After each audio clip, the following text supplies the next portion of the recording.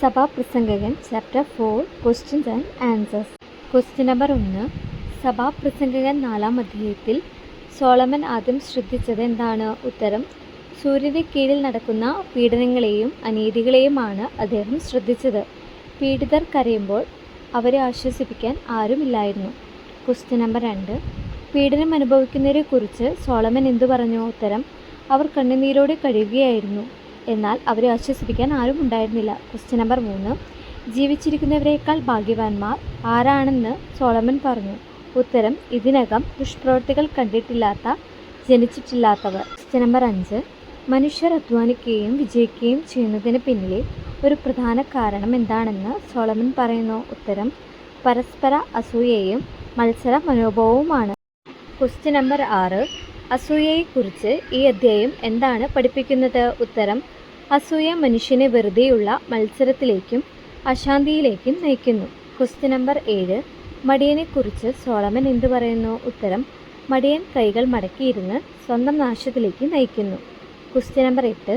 2 കൈ നിറയെ പ്രയത്നവും വ്യർത്ഥതയും എന്നതിനേക്കാൾ നല്ലത് എന്താണ്? ഉത്തരം: ശാന്തതയോടു കൂടിയ ഒരു കൈ നിറയെ സമ്പാദ്യം. Question number 9. ഏകാന്തമായി അധ്വാനിക്കുന്ന മനുഷ്യനെക്കുറിച്ച് സോളമൻ എന്ത് കണ്ടു? ഉത്തരം: അവന് മകനോ സഹോദരനോ ഇല്ലെങ്കിലും സമ്പത്ത് സമ്പാദിക്കാൻ നിരന്തരം അധ്വാനിച്ചുകൊണ്ടിരുന്നു. Question number 10. അത്തരം മനുഷ്യൻ്റെ പ്രശ്നം എന്തായിരുന്നു? ഉത്തരം: താൻ ആർക്കു വേണ്ടിയാണ് ഇത്രയും കഷ്ടപ്പെടുന്നതെന്ന് പോലും ചിന്തിക്കാതെ ജീവിച്ചു. Question number 11. 2 പേർ ഒരാളേക്കാൾ നല്ലവർ എന്ന് പറയുന്നതിൻ്റെ കാരണം എന്താണ്? ഉത്തരം: അവരുടെ അധ്വാനത്തിന് നല്ല പ്രതിഫലം ലഭിക്കും. Question number 12. ഒരാൾ വീഴാൻ രണ്ടാമൻ എന്തു ചെയ്യും? ഉത്തരം: അവനെ എഴുന്നേൽപ്പിക്കും. Question number 13. വീണുപോയ ഏകാംഗിയെക്കുറിച്ച് എന്താണ് പറയുന്നത്? ഉത്തരം: അവനെ സഹായിക്കാൻ ആരുമില്ലാത്തതിനാൽ അവൻ കഷ്ടതയിൽ പെടും. Question number 14.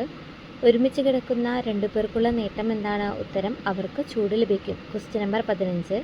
ഒരാൾ മാത്രമായാൽ എന്ത് ബുദ്ധിമുട്ടാണ്? അവന് ചൂട് ലഭിക്കില്ല. Question number 16. ഒരാളെ ആക്രമിച്ചാൽ 2 പേർ എന്തു ചെയ്യാൻ കഴിയും? ഉത്തരം: അവർ ഒരുമിച്ച് നിന്ന് പ്രതിരോധിക്കാം. Question number 17.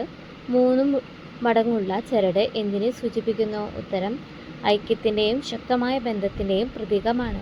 Question number 18. 3 മടങ്ങുള്ള ചരടിനെ കുറിച്ച് എന്താണ് പറയുന്നത്? ഉത്തരം: അത് വേഗത്തിൽ പൊട്ടുകയില്ല. Question number 19. അധ്യായത്തിൻ്റെ അവസാന ഭാഗത്ത് പറയുന്ന ദരിദ്രനും ജ്ഞാനിയുമായ യുവാവ് ആരേക്കാൾ നല്ലവനാണ്? ഉത്തരം: ഉപദേശം സ്വീകരിക്കാൻ തയ്യാറല്ലാത്ത വയസ്സായ രാജാവിനേക്കാൾ നല്ലവൻ. Question number 20. ദരിദ്രനായ യുവാവ് എങ്ങനെ ഉയർന്ന സ്ഥാനത്തെത്തി? ഉത്തരം: തൻ്റെ ജ്ഞാനത്താൽ അവൻ തടവിൽ നിന്നോ ദാരിദ്ര്യത്തിൽ നിന്നോ ഉയർന്ന് രാജാവായി. Question number 21. ജനങ്ങൾ പുതിയ രാജാവിനെ എങ്ങനെ സ്വീകരിച്ചു? ഉത്തരം: അവർ അവനെ പിന്തുണച്ചു. Question number 22. പുതിയ രാജാവിൻ്റെ പ്രശസ്തി സ്ഥിരമായിരുന്നു? ഉത്തരം: ഇല്ല. പിന്നീട് വരുന്ന തലമുറകൾ അവനിലും സന്തോഷിക്കുകയില്ല. Question number 23. ഈ അധ്യായത്തിൻ്റെ പ്രധാന സന്ദേശം എന്താണ്?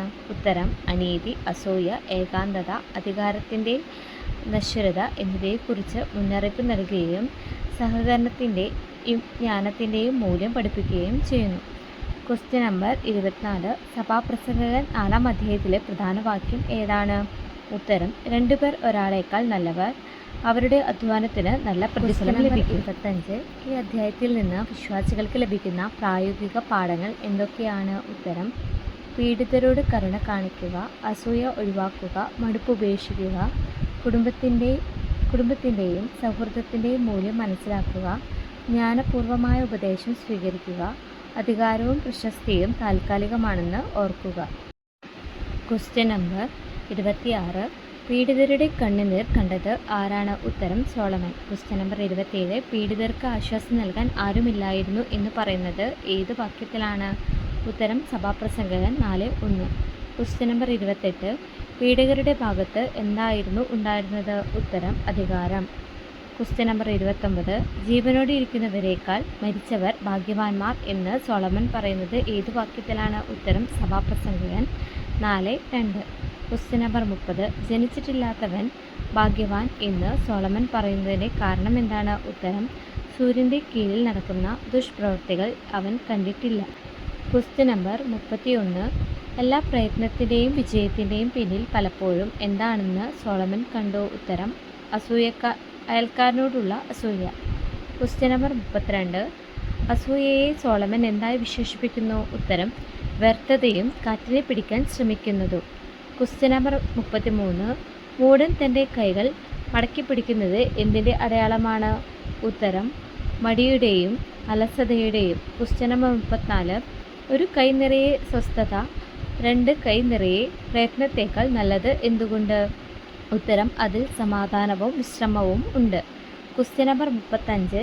ഒറ്റയ്ക്കായിരുന്ന ആ മനുഷ്യന് എത്ര മക്കളുണ്ടായിരുന്നു? ഉത്തരം ഒരു മകനും ഉണ്ടായിരുന്നില്ല. Question number 36. ഒറ്റയ്ക്കായിരുന്ന ആ മനുഷ്യന് സഹോദരങ്ങൾ ഉണ്ടായിരുന്നോ? ഉത്തരം ഇല്ല. Question number 37. അവൻ്റെ അധ്വാനത്തിന് അവസാനമുണ്ടായിരുന്നോ? ഉത്തരം ഇല്ല. Question number 38. അവൻ്റെ കണ്ണുകൾ സമ്പത്തിൽ തൃപ്തിപ്പെട്ടിരുന്നോ? ഉത്തരം ഇല്ല. Question number 39. ഞാൻ ആർക്കു വേണ്ടിയാണ് അധ്വാനിക്കുന്നത് എന്ന് ചോദിച്ചത് ആരാണ്? ഉത്തരം ഒറ്റയ്ക്കായിരുന്ന അധ്വാനി. Question number 40. 2 പേർ ഒരുത്തനേക്കാൾ നല്ലവരാണെന്ന് പറയുന്ന വാക്യം ഏതാണ്? സഭാപ്രസംഗകൻ 4:9.